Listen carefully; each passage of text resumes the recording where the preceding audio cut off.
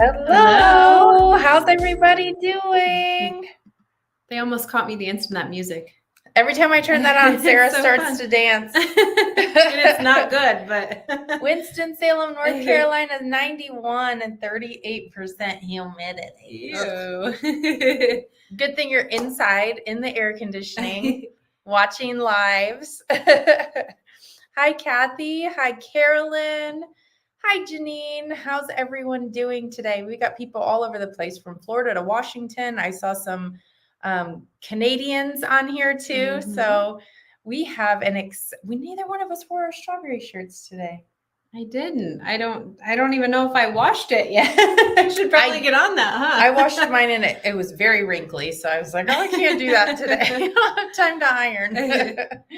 So hello, welcome in. We have a very exciting live planned for you because this is like one of the things where when people find out about Hoop Sisters and what they can do in their embroidery machine and the quilting included and all this stuff, they get very excited, right? Yeah. But then they're like, wait a minute, how do you put it together? What do I do with these blocks? Yeah. Exactly. So that's what we're going to talk about today. My name is Aubrey Ellerbrock. And I am Sarah Congdon, and I am her real life sister, but we're not the Hoop Sisters. That's what we always say. So we're not the Hoop Sisters, but we are Hoop Sisters. Just like you guys are honorary Hoop Sisters. So welcome in. Last week, Thursday and Friday, we had a 2-day workshop on the brand new strawberry patch design. And what'd you do last week? Recap us. So cute. So fun to stitch. We stitched out one of the strawberry blocks on Thursday, just using that stitch and flip technique that's really fun to do. And then on Friday, we stitched out the flower block. That's also really fun. Just a pretty little applique flower with lots of details, really cute satin stitching actually on that one. Yes. And you said, don't trim your blocks. Yes, I did. So did anyone trim their blocks? Who trimmed their blocks? Did you guys listen? I mean, you can trim your blocks, but in making the sample, my recommendation was just to wait because if you're adding the sashing on the front, you do trim them a little backwards. And if you have done a lot of Hoop Sisters projects, it is easy to trim them wrong. But you can fix them if you trim it wrong, and we'll walk through that in a moment. Easy to trim them wrong because you're used to trimming them face the right side facing up. Yes. And now we're doing it the other way. Now we're going to flip it the other way. So that the sashing shows on the front and not the back. So that's what we're going to talk about today. She's got some super cute blocks over here. I do. So I stitched out some flower blocks and I'm excited to show you guys because I think the flower block alone, we'll show you close up in a second, but the flower block alone would be so pretty just to stitch out a bunch of those in different colors. Maybe not white, but different colors. It'd be fun. Yes, 100%. And I just saw a question. The replays will stay available on YouTube as well as in the Facebook group, and we will email it out to you. So don't worry about that. So yeah, we have a lot of fun stuff to cover, but before we actually talk about the trimming and joining and sashing, I also want to let you know that Nina is back today, Gail. Woo! Hi, Nina. Everyone say hi, Nina. She's back. She came back. Thank goodness. Hey, can I give a shout out to Lisa Schwartz? Yes. She stitched some blocks and shared them in our Facebook VIP group. Great job, Lisa. They look great. So shout out to you, Lisa. I see you're on here. Yes, you did a great job. And I also wanted to let you guys know that the promos that we talked about last Thursday and Friday are still active. We extended them. We thought, you know what? Let's take them through the live that we have scheduled for you today. So if you were kind of like, I don't know, how do you put this together? We'll answer all that for you today. That's right. So I will ask Nina, since she's back, to drop the order link, and just know those promos are still live, and we'll talk about what those are a little bit more as we get going. But I definitely would like Sarah to start us out today because she's got a lot of good stuff to cover. Yeah. So today we are going to go over trimming your block. We're going to talk about so many things: trimming, pinning, joining, sashing, backing, all the fun things. So should we get started? I do have a giveaway winner from last Friday too. I have a slide so I won't forget. And we will have a $25 live giveaway. It's all set up correctly and everything's working good. So the keyword for today is join. So we'll pick a join winner and I'll announce the winner from Friday. before today's over too. So my gosh, we have a lot to do and I'm so excited. So I'm going to pass it over to Sarah. Okay. Okay, so here is my fun little block. Man, I've got a bright light on this and it doesn't look as bright. But this is what I was saying. If you guys just use different colors, not white, I just think it'd be so stinking pretty. And you can get a really good glimpse right here of that satin stitching on the flower fabric. I think it adds a kind of a nice little like 3D effect to those petals. So super, super cute. This block is already trimmed up. So you can see I removed the battleizer and the fabric on the front of my block right up to that basting stitch.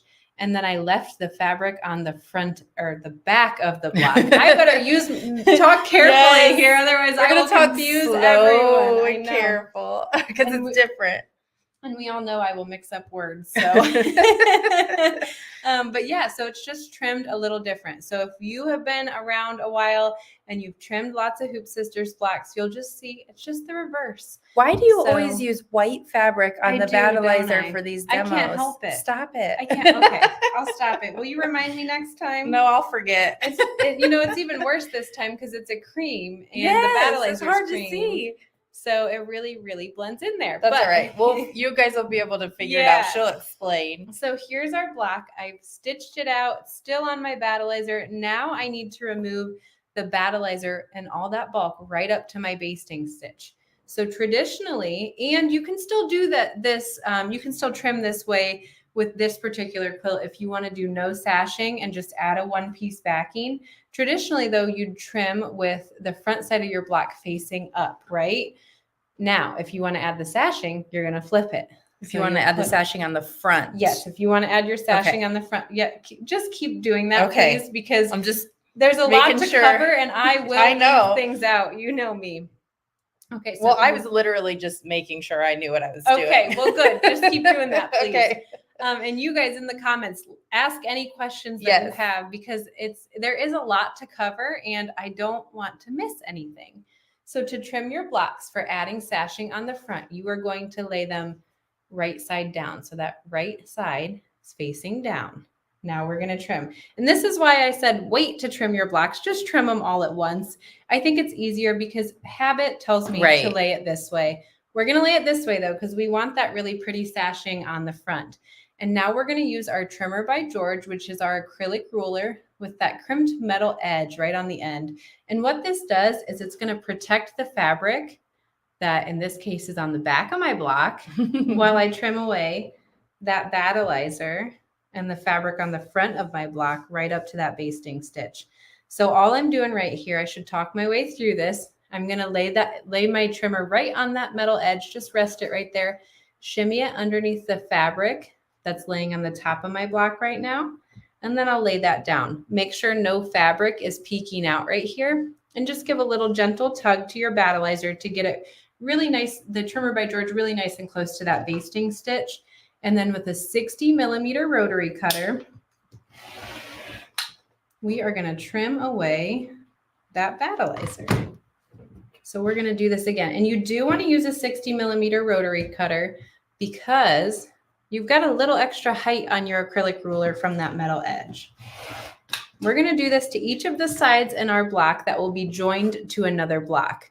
So I'm going to trim every side this way for this demonstration. However, I will point out, say that this side had binding that needs to be sewn to it, then you would just trim a 1/4 inch through all layers right from that basting stitch. But I'm going to act like every side in this block has another block sewn to it. So last side, just kind of rest it on that metal edge, shimmy it underneath the fabric on the top of your block, lay it down, give a little gentle tug on that battleizer, make sure no fabric is peeking out, and then 60mm rotary cutter. Okay, so we've got our block mostly trimmed. The last thing that we need to do, we're going to turn it back over. We're going to turn our ruler over and we are going to trim a 1/4 inch from the basting stitch. We're going to do this on all sides.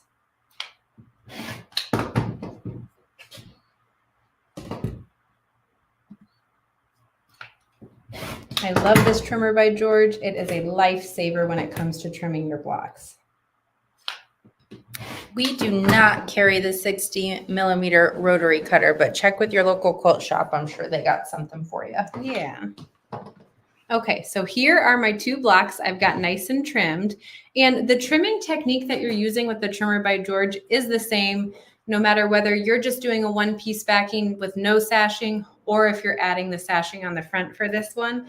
And I do want to point out that all of these trimming instructions are right in our instructions. Let me find them real quick. Okay, so here are our trimming instructions. I'm on page 30 of instructions. This is if you want to add sashing to the front of your wall hanging, and you can kind of see it's color coded with blue and red, and it tells you exactly how to place the block. So on red, it says place block right side down, and then you trim, tells you exactly how to trim.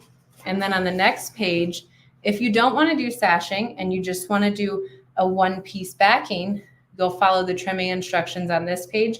Again, it's color coded, but your steps between red and blue are a little bit different. So just make sure that you're looking at the header on your instructions when you're trimming your blocks. Okay. Our next step, after we have our blocks trimmed, this is when we'll join our blocks together. So again, traditionally, and if you're doing that one-piece backing with no sashing, you would place right sides together. And then you're going to use our match point pinning technique, right? But I want to add the sashing to the front of these blocks because I've trimmed it that way. So I'm going to put my blocks back sides or wrong it feels sides so together. wrong. It's like a I brain know, teaser. I know. I really had to think about that. I'm like, am I telling them right? Just whatever you normally do, do the opposite. Yeah. So now I'm going to put them wrong sides together, right? And we're going to use our match point pinning technique. So before I do this, I should actually talk about this because if you've never seen us do this pinning technique, do you have a question you want me to answer before I do, but I don't want to interrupt you. But yes. Okay, let's because I think this is a good question and we need to be clear. So I'm going to pop this up on the screen. Jacqueline wants to know, so did you stitch individual backing fabric to each block? Yes. And I know there's a couple different ways we can do this, so I wanted to. Yeah, so if you are adding a one-piece backing, you would not need to do this, Jacqueline. You don't need to add your backing in the hoop if you want to add it as a one-piece backing later. In our instructions, though, trying to find the last pages. I know. If you want to add the sashing, I would recommend adding that backing fabric in the hoop, and that is digitized as the very last step on each of these blocks. So I don't know if you can read that right there. I need my camera to come in focus. Come on, camera. But it says, note, skip this step if you are adding a one-piece backing. So one-piece backing, if you want to do that and you don't want to do any sashing, just skip that last step. But if you want to do the sashing on the front, go ahead and add your backing fabric right in the hoop on the back of your hoop, and then you just tack it down with this last step that's digitized right into the design. And if you do that, it'll look just like this. Yep. Okay. All righty. All right. Sorry. On to pinning. What was I saying? Okay. Match point pinning technique. That's what we're talking about now. So match point pinning technique, that's what we call it. We also use anchor pins in this as well. But a match point, what's a match point? A match point is just anywhere on your block that you want things to line up. So your corners right at your basting stitch are a match point. Aubrey, can you point out that quilting right there? The quilting that you can see. Are we talking here? Any of those quilting lines, yeah. So these quilting lines that Aubrey's pointing out, you want those to match up. So those are all match points on these blocks. So that's what we are going to pin right through. So to add that sashing on the front, we got to join our blocks the opposite way. So we're going to put wrong sides together. I'm going to take one pin and I'm going to call this my anchor pin. I'm going to stick it right through at the corner, right at that basting stitch. And you can see how I think it's sticking right through my block. I'm going to do the same thing at that corresponding corner on my other block. I can get my pin in there. Okay. So I've got this one pin in there. So this is my anchor pin. What this anchor pin is going to do is it's going to keep my blocks holding tightly right at those match points so that they don't shift when I stick another pin down and through my block. I'm going to put some more anchor pins in though before I use another quilting pin. That's correct, Sandra. The backing fabric is not included in the fabric kit. That is correct. Yes. Okay, so I've got my anchor pins. I'm going to do one more anchor pin. On these 5-inch blocks, which is what I have right in front of me, I think 3 anchor pins is probably sufficient. If you're doing an 8-inch block, I would maybe try to do 4. So I've got those anchor pins, 1, 2, 3. They're just sticking straight through. Now I'm going to take another quilting pin, go through the seam allowance, and then right down into my block right next to that anchor pin. After I do that, I can remove my anchor pin. And again, the anchor pin is just temporarily holding your blocks together so that they don't shift when you take that second pin and pin down into your block. Any questions? Cindy said, could you do the block putting the back on before doing the embroidery like previous projects? To me, this question means so that she can see. So it shows on the right. back. And I know you didn't digitize it that way. Yeah, it's not digitized that way and instructions aren't written that way. But if you have done that before, Cindy, I bet you could look at instructions and kind of how the block is digitized and decide when you want to add your backing so that maybe the quilting on the background fabric shows or the satin stitches show or whatever you want to show.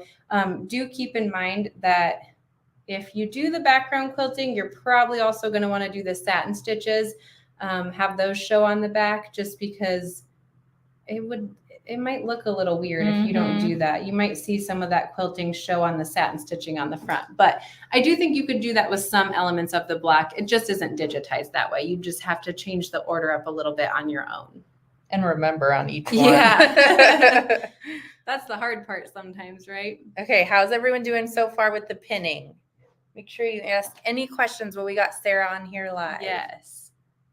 Okay, so our next step, now that we have our blocks pinned together, we would go over to the machine and we're going to start stitching right at the corner of our basting stitch.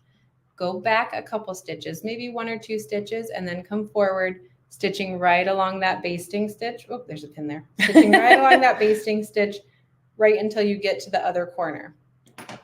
And then after that, you can remove your pins and everything will be joined really, really nice. My machine is not set up for that right now. It's set up for sashing because I think people have more questions on sashing. So I wanted to really show that. But that's how you pin your blocks, trim your blocks, join your blocks. After we do that, we come out with some really pretty blocks that are all joined together. Now, yours won't have sashing on it yet, but we're going to walk through that in a moment. Can we just talk about for a minute how stinking cute that flower Isn't it is so in cute? coral? Look at that. It's so fun. You could do that flower in lots of different colors. You certainly could. Okay. Should we keep going? Yep. Okay. So now I have my sample here. This is for sashing on the front. Obviously, I've got 1 piece of sashing. In a little bit, we'll walk through how to add another piece of sashing on here. But I wanted to talk a little bit about that 1 piece backing as well. So we are going to act like we've joined this, ready to do a 1 piece backing. And this is really, really simple. So with a 1 piece backing, you don't have any backing fabric on the back yet. Your seams would be back here and exposed. And to add the backing, you're just going to take your piece of backing fabric that's cut to size. Our instructions tell you exactly what size to cut it. You do want it maybe about 1 inch larger on all sides. So I'm going to lay this on my backing fabric. So you'll lay your backing fabric right side down. Then your joined blocks go right on top of it, right side up. You can use some quilting safety pins. Oh, there's one there, but I can't get it off. Some quilting safety pins, and you'll just pin, avoiding the seams. We got it, but there's a pin in it. Magnetized there you go. You'll just pin, avoiding your seams. So I just pin right in the corner of each of my blocks. And then after you do that, you can go over to your machine. You'll put an invisible thread or a monopoly thread, monofilament thread in. I like to put it in both the needle and the bobbin when I'm doing this. If you don't like using it in both of those places, you could match your bobbin to your backing fabric and just put the invisible thread in your needle because you're going to be working with the top side of your wall hanging facing up. And then just with the serpentine stitch, you'd stitch in the ditch kind of right over your seam. So that's how you're going to add your one piece backing. And again, I'm trying to grab my instructions.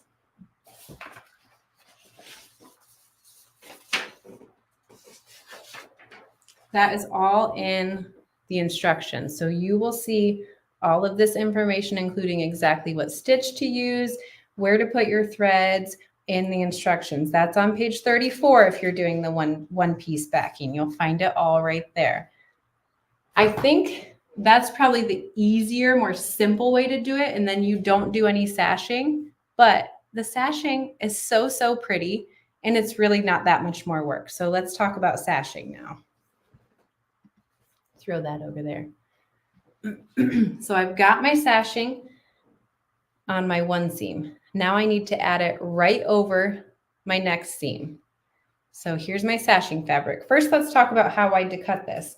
Now, if you have a trimmer by George, hopefully you can see that, there is a sashing mark right on the trimmer by George. So you always know exactly how wide to cut this, just 1.5 inches wide. And then you'll take it over to your ironing board. And you want to press it so that those raw edges meet right in the middle. So I've got my nice piece of sashing fabric. And then we're going to head over to the machine and we'll talk about what threads to use and how to attach this. In the meantime, I'm going to go ahead and switch my camera up, which I just realized I've got this all wrapped around there. But I'm going to switch up my camera really quick and Aubrey is going to run through some slides with you guys. Yeah, so let's just do a little bit of a recap. Is anyone on here today that wasn't on here last week? If so, give me a me or something in the comments. And we're going to get Sarah's camera switched over. But while we're doing that, we just want to remind you that we do have some local quilt shops who have this. Okay, perfect. We do have some people joining that weren't here last week. So we're just going to recap this. So you guys, if you have one of these shops near you, you can shop with them. They have the bonus, they have the free gifts. They got all the goodies that we're showing you as well. And that would be Amy Bogman's Sew and Quilt in Harmony, Pennsylvania. We also have Aurora Sewing Center in East Aurora, New York. We also have Let's Sew LLC in Evansville, Indiana. Auntie's Sewing Kits in Anchorage, Alaska. Super Stitch in Northeast Pennsylvania. Mill Creek Sewing and Fabric in Sherman, New York.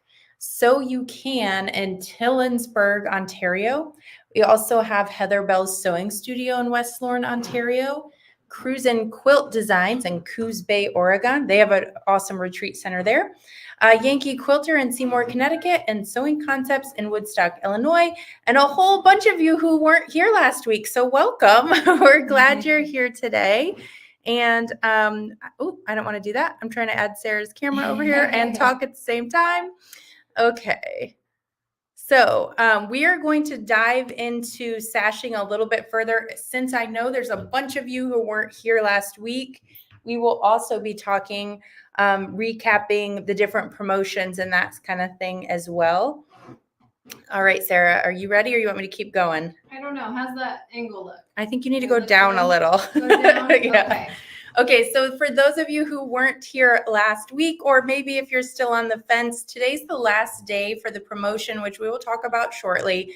But I wanted to make sure that you guys all knew as well that this particular design comes with 5-inch block sizes and 8-inch block sizes. So when you order, whether you get the download or you get the USB, you will get all the embroidery machine formats. And you will also get both of the block sizes. So if you're doing the 5-inch block size, your finished quilt will be 21 inches squared. If you're doing the 8-inch block size, it'll be 33 inches squared, which is just a great size. It looks like Sarah's ready and set up, so we'll shoot it back over to her. Okay, I think that's a pretty good angle that we got there. And I got to tell you, man, doing live demonstrations when it's digitized is one thing, but when it's just on the regular sewing machine, you're like, whoa, makes me a little nervous, right? She's a little nervous today. Okay, so I've got our prepared piece of sashing right here. Now, this sashing, right where those raw edges meet, you want that to be right over the center of your seam. You want that to be right on your seam. You can use a piece of double-sided tape like Wonder Tape, a water-soluble tape like that if you want. I find if you just slow your machine down and with a little bit of practice, you are going to find it easier to actually not use something like that. So to get started, I'm just going to align those raw edges right over my seam. Let me trim this up a little bit. And I should mention, I have monopoly invisible thread in my needle as well as in my bobbin for this. If you don't want it in your bobbin, like I mentioned earlier, you can match your bobbin thread to your backing fabric. But I'm gonna align my sashing strip right up with my seam. I'm gonna show you guys. Now that her watch is out of the way, there you go. I know. So can we point at that with a scissor maybe? Yes. So they can make, Here, I've got some scissors. Good. Okay, so here's the center of my sashing fabric, right where my scissors are pointing, and it's right over the top of my seam. Okay. Now I'm gonna lay this flat again. When I start sewing, I'm going to start stitching right at my basting stitch. So I know that's kind of difficult for you guys to see, but I'm going to stitch right at my basting stitch. Yes, Aubrey. Great question from Sue over on Facebook. Is your seam pressed open or to one side? My seams are pressed to one side. And again, that's in your instructions. So just follow those instructions and it'll tell you exactly how to press your seams. Okay, so now I've got an elongated serpentine stitch. We don't tell you exactly stitch length or anything. You can just use an elongated serpentine stitch. Typically, if you just find a serpentine stitch on your machine, you can use that and it will be great. So now I'm going to start by stitching down one side of my sashing fabric, and I'll go a little bit and then you'll see me stop and just make sure I'm all lined up nicely. Okay, so I've got it started. Now I like to pull back on my left hand, keeps getting in the way. I like to kind of pull back on my sashing fabric, make sure it's still lined up. And then I kind of hold that in place and go for a little bit. And I'm going to stop, make sure I'm all lined up. And I'm just going really slow when I'm doing this. As you get more confident, you can pick up the speed on this. And Annie's probably laughing at me because I don't like to use a foot pedal for some reason. Everyone's got their own little way. Little quirks, huh? So I just go a little bit. I'm pulling my sashing fabric back. And I am just checking that the center of my sashing is right over my seam. That's what I'm checking for, and just kind of adjust as needed. I'm going to stop stitching right at my other basting stitch.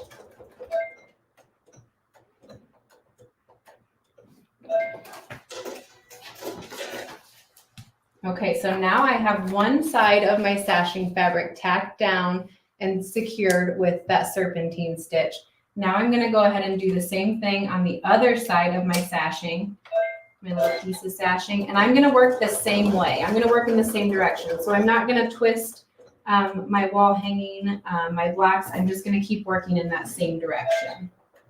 And the second side is so much easier and will go so much faster because you've already got it nice and centered from working on the first side.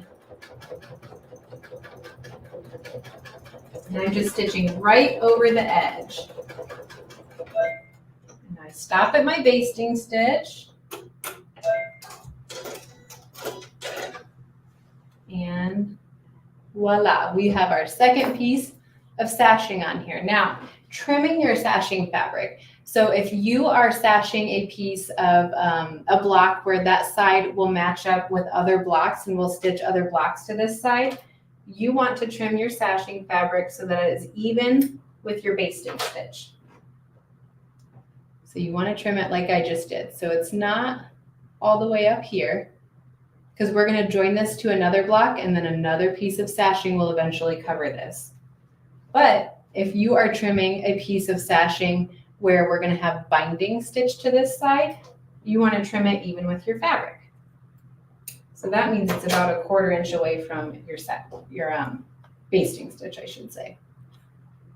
What you got, Aubrey? Pat asked, are the instructions included with the USB? And 100% yes. And then someone also asked what a serpentine stitch is. I didn't know if it was easier to show it on there or point at what you have in the instructions. Let's see how Oh, you can kind of, maybe you need to point with the scissors again. Yeah.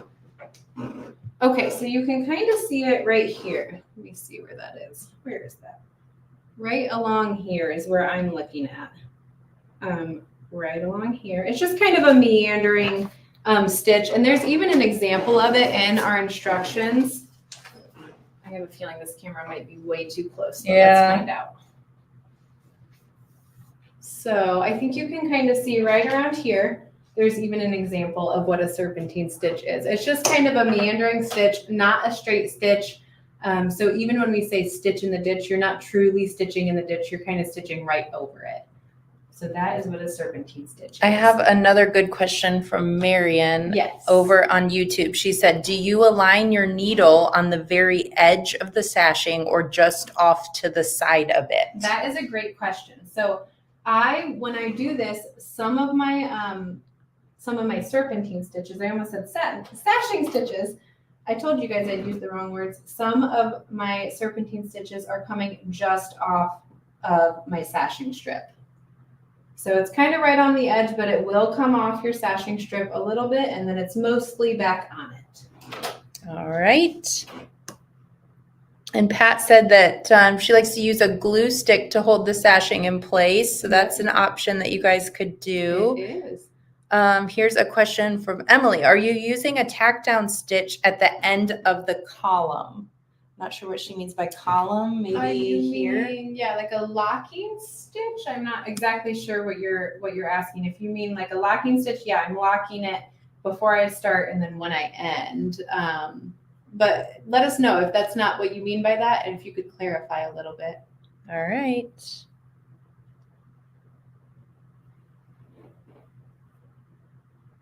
Okay. Just checking I was just checking to make sure that I got any questions while she was over there. Okay. So again, this comes 5-inch and 8-inch. I did see a couple people asking about the specials, so we'll get to that. And just know too, it's always multi-formatted. So no matter what embroidery machine you have and love, we've got the format for you. Do you want to talk about the back at all from this view? So this is kind of what we just talked about. This is our sample where we've chose to add that optional sashing on the front. So on the back there, you can kind of see those serpentine stitches a little bit on the back right there. But they do blend it nicely. And all of that backing fabric was added in the hoop block by block. And Emily said that was the perfect answer. So that's just exactly what she meant. Good. So that's good. Okay, let's briefly talk about extra layout options too. Yeah, so extra layout options are the very last page of your instructions.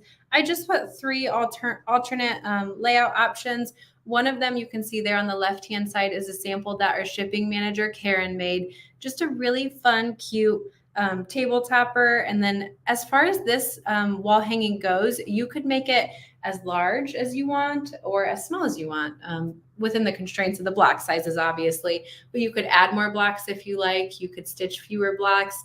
The center option there on that screenshot of that alternate layout page shows the blocks where they're not on point, because they are on point in our sample and they still look really cute when they're not on point. So lots and lots of options. Okay, so let me just ask you this, because we're not in a position to do the triangles because we don't have all that pulled up and ready to go. Yeah. But so when you do the triangles, does it just the first placement stitch that shape?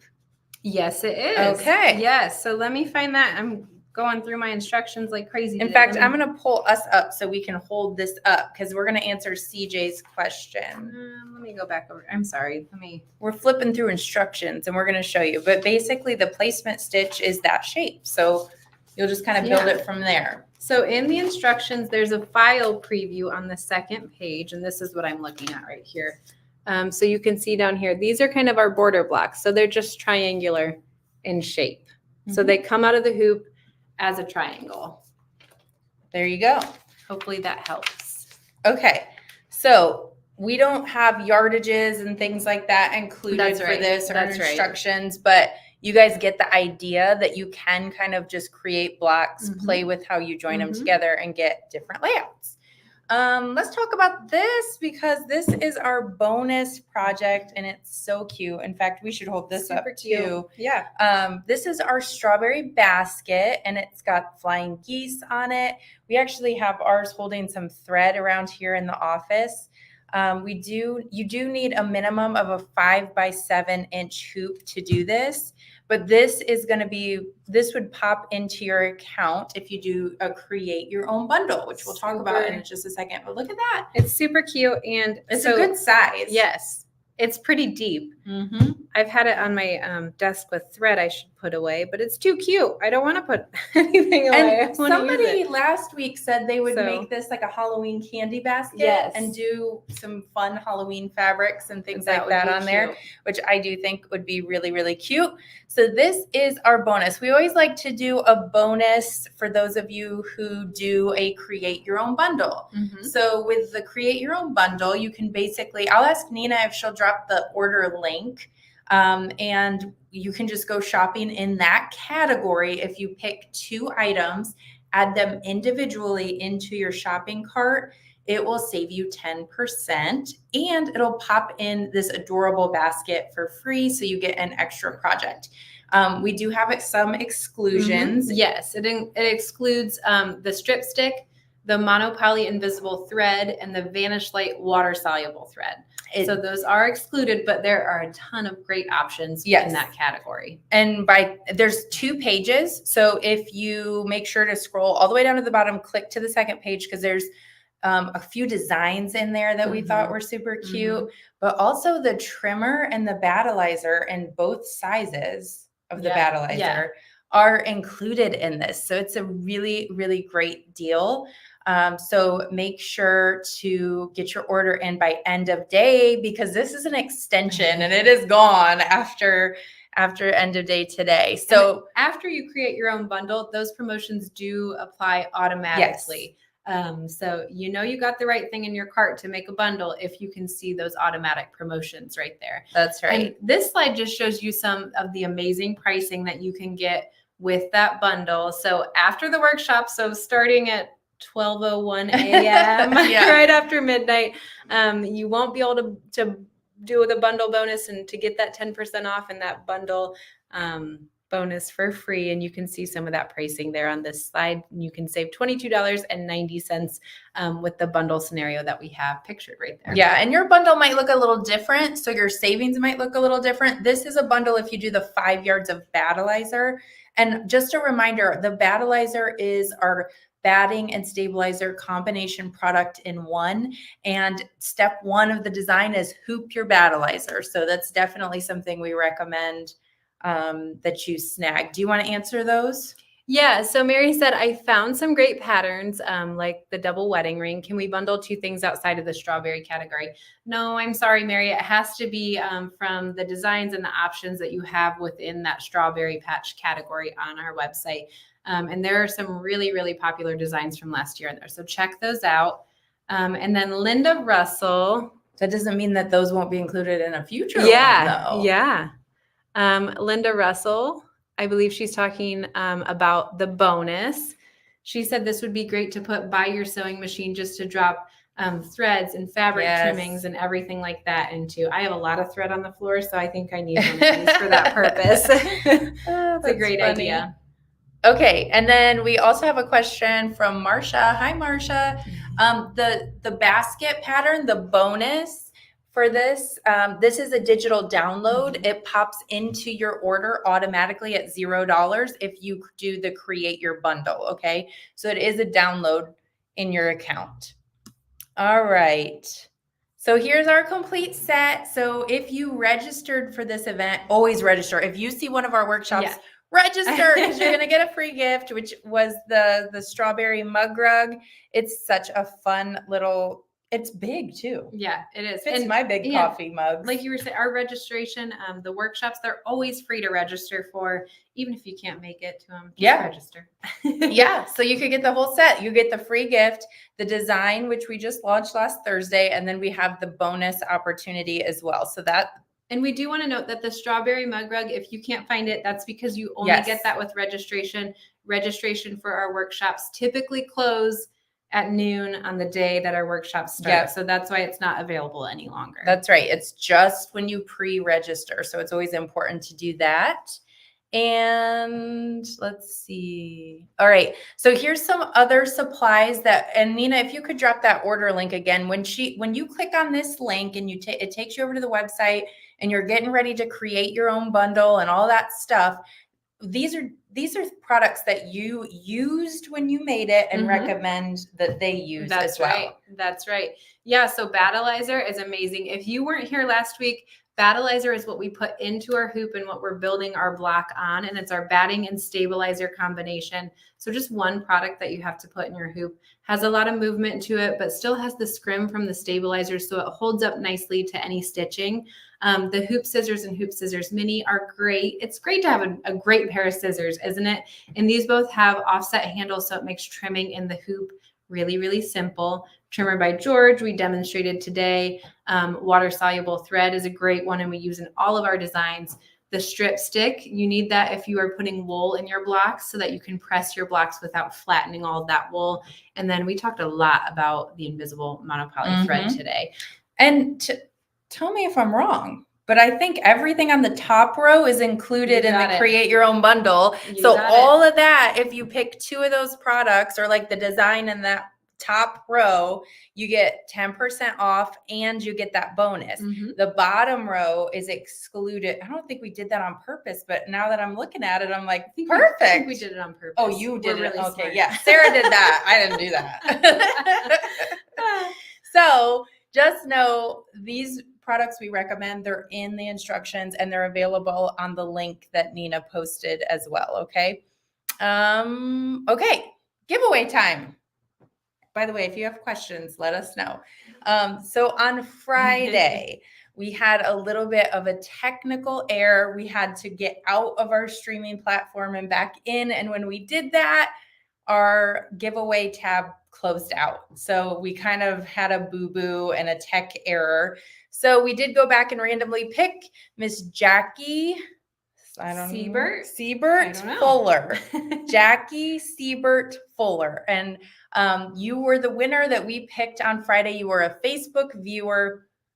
So congratulations to Jackie. You will need to get a hold of Nina. And actually, I'm going to pop this up here. You have 5 days to get a hold of Nina. Let her know that you won. And you won a $50 gift certificate. So let Nina know that too. And then for today, we're going to have a $25 gift certificate or store credit, I should say, winner.